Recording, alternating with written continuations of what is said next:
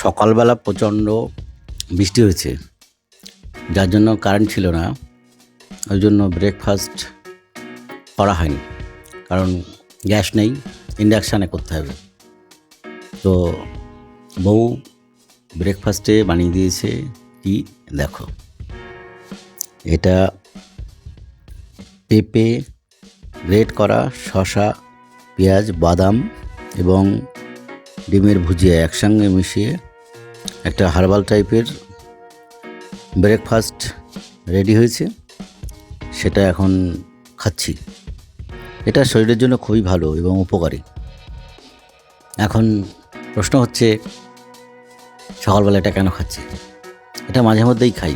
সকালবেলা এমনি তো কিছু করি না, এই ছাতু খাই, আর কোনো দিন এই পেঁপে গ্রেট করা এটা খাই, আবার কোনো দিন ডিম ভুজিয়া বাদামের সঙ্গে মিশিয়ে খাই। ঠিক আছে।